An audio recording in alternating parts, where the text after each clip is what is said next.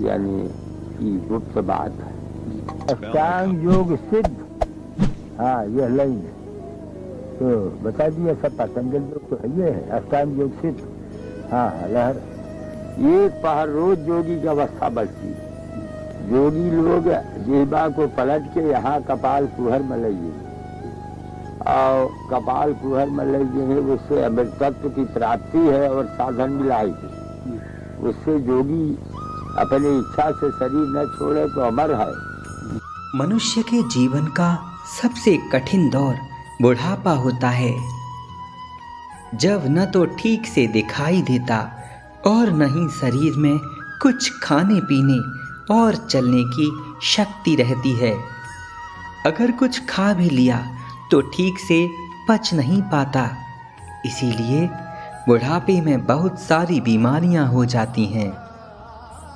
इसलिए सभी प्राणी अपने जीवन में इस बुढ़ापे से दूर रहना चाहते हैं। कोई भी वृद्ध होना नहीं चाहता और साथ ही मृत्यु और रोगों से भी बचना चाहते हैं। कोई भी मरना नहीं चाहता, परंतु ये अकाट्य सत्य है कि जो आया है उसे जाना पड़ेगा। लेकिन प्यारे मित्रों, हमारे युग और ऋषि मुनियों ने ऐसी कई महाविद्याएं बताई हैं जिन विद्याओं से इन तीनों चीजों से बचा जा सकता है। परंतु आश्चर्य की बात है कि अरबों लोगों की आबादी वाली पूरी पृथ्वी में गिनती के ही ऐसे महामानव हैं जो इन महाविद्याओं को सिद्ध कर पाते हैं और उसमें पारंगत हो पाते हैं। ब्रह्म ऋषि श्री देवरा बाबा ऐसे ही महायोगी थे जिनको 10 महामुद्राएं सिद्ध थीं।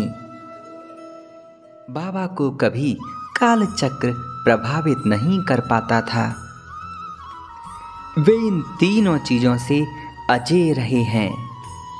बाबा को कभी कोई रोग नहीं देखा गया और बाबा हमेशा ईश्वरलीन अवस्था में समाधिस्थ रहा करते थे। ब्रह्म ऋषि श्री देवरा बाबा ऐसे महान योगी हैं जो इन तीनों ही चीज़ों से परे हैं।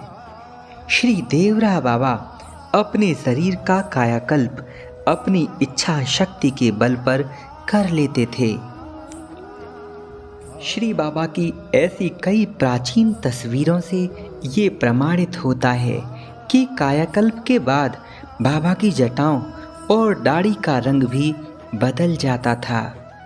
बड़े बड़े अखबारों ने, वैज्ञानिकों ने और दार्शनिकों ने अपने अपने अनुभव के आधार पर यह निश्चित किया है कि बाबा कोई मनुष्य नहीं थे और इसीलिए शायद वे भयंकर ठंडे जाड़े की सर्द भरी रातों में भी अगाध मचान पर तपस्या करते रहते। लकड़ी के मचान के ऊपर ही ध्यान मग्न होकर वे अनवरत समाधि में लीन रहते। आधी रात से ही उनकी तपस्या यमुना तथा गंगा जी के पवित्र और ठंडे पानी के भीतर घंटों चलती थी।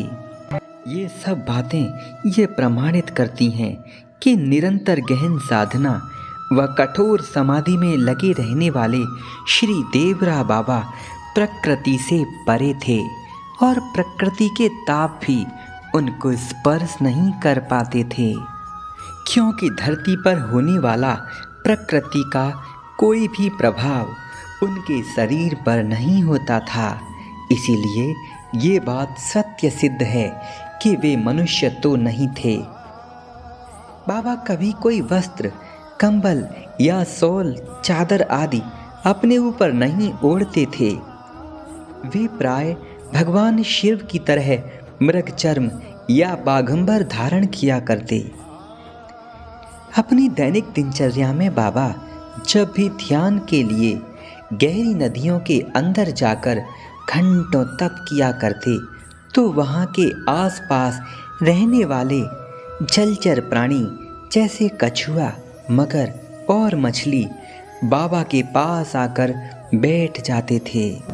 विज्ञान के लिए भी ये प्रश्न बना रहा कि आखिर एक सामान्य व्यक्ति अपनी सांस को कुछ मिनटों से ज़्यादा नहीं रोक सकता। वहीं इतने ठंडे जल की तीव्र धारा में बाबा कैसे घंटों तक पानी के अंदर समाधि लगाए रखते थे। आखिर कैसे? मनुष्य की इतनी क्षमता तो नहीं होती। और दूसरी तरफ बाबा घंटों घंटों जल के अंदर ही तपस्या में लीन रहते थे। यानी बाबा को अपने प्राणों पर और सांसों पर विजय प्राप्त थी, जो मनुष्य के लिए असंभव है। सबको बच्चा बच्चा कहकर उनका पुकारना ये प्रमाणित करता है कि सारा संसार उनके लिए बच्चा ही था। जैसे पिता के सामने देखकर एक छोटा बच्चा निडर हो जाता है, वैसे ही बाबा के आसपास के पशु, जंगली जानवर और जल में रहने वाले पशु भी बाबा के पास आकर निर्भय हो जाते थे। वे बाबा को अपने रक्षा करने वाले पिता ही समझते थे। बाबा के हाथ से वे प्रसाद पाते थे, उनसे सुंदर सुंदर उपदेश सुनते थे। इसी प्रकार श्री देवरा बाबा जब भी घने जंगलों में जाते थे तो वहाँ पर रहने वाले शेर, भालू, हाथी, लोमड़ी, अनेक जंगली जानवर उनके पास आकर उनके सामने बच्चों की तरह बैठ जाते थे। पूरी प्रकृति, जीव जंतु श्री बाबा के लिए समान थे।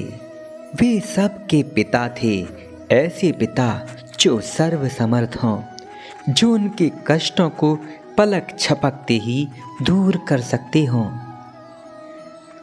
वैसे ही जैसे सतयुग में भगवान विष्णु, त्रेता में भगवान श्री राम, द्वापर युग में भगवान श्री कृष्ण करते थे और कलयुग में श्री देवरा बाबा के रूप में उन्होंने कई सारे निर्दोष प्राणियों की रक्षा की। ऐसे अनेकों भक्त जिनका कष्ट दूर करने वाला कोई नहीं, बाबा उनके कष्टों को अपनी तपोबल की शक्ति से तुरंत दूर करते थे। आज भी श्री बाबा अपने समाधि स्थल श्री देवरा बाबा धाम वृंदावन में यमुना जी के किनारे प्रेम स्वरूप में विराजमान हैं, जहाँ बाबा की शिक्षा दीक्षा श्री बड़े महाराज जी सबको दिया करते हैं। आश्रम के ऑफिशियल चैनल देवरा ज्ञान पर आप श्री बड़े महाराज जी के प्रवचन और उनके पावन दर्शन कर सकते हैं। श्री देवरा बाबा को गौ माता की सेवा अत्यंत प्रिय थी, इसीलिए आश्रम में 700 से भी अधिक गायों की सेवा निरंतर की जाती है। आप जहाँ भी हैं, जहाँ भी रहें, वहाँ से गौ सेवा कर सकते हैं। आश्रम की गौ सेवा की डिस्क्रिप्शन की लिंक मैं नीचे दे रहा हूँ, वहाँ से आप स्वेच्छा के अनुसार और अपनी सामर्थ्य से गौ सेवा कर सकते हैं। जय श्री राधे।